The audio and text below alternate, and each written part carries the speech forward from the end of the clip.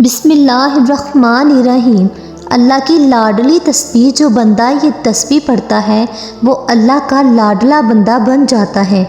ایسی تسبیح جب کوئی بندہ اس کو پڑھتا ہے تو اللہ پاک اس پر بہت زیادہ رحم فرماتا ہے، اس پڑھنے والے پر رحم کی بارش برساتا ہے، اپنے فضل کی بارش برساتا ہے۔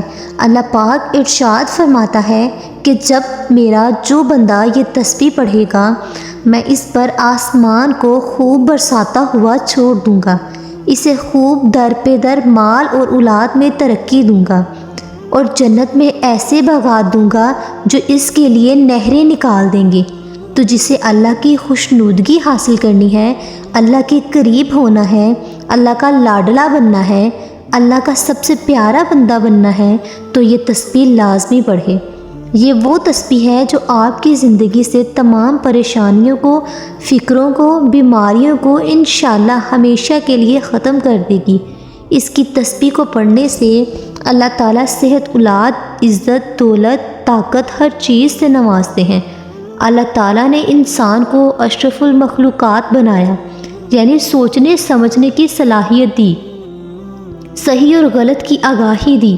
اب یہ انسانی عقل پر منحصر ہے کہ وہ سیاہ کرتا ہے یا سفید، لیکن انسان خطا کا پتلا ہے اور اللہ ہمیشہ اپنے بندوں کے ساتھ رحم کا معاملہ کرتا ہے، اس لیے اس نے مسلمانوں کے لیے ہدایت کا راستہ بھی کھلا رکھا ہے تاکہ اگر کوئی مسلمان گناہ کا مرتکب ہو جائے تو توبہ استغفار سے فلاح کا راستہ پا سکے۔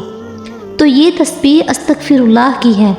استغفر اللہ، یا اللہ مجھ گنہگار کو بخش دے، یہ جملہ اللہ کو بہت پسند ہے۔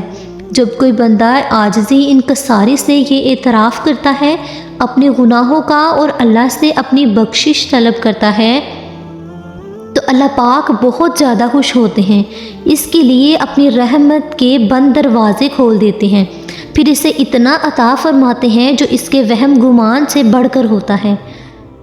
تو کم از کم 100 مرتبہ استغفر اللہ دن رات کسی بھی وقت جب بھی فارغ ہو لازمی پڑھیں، اللہ کی سب سے پیارے بندوں میں شامل ہو جائیں۔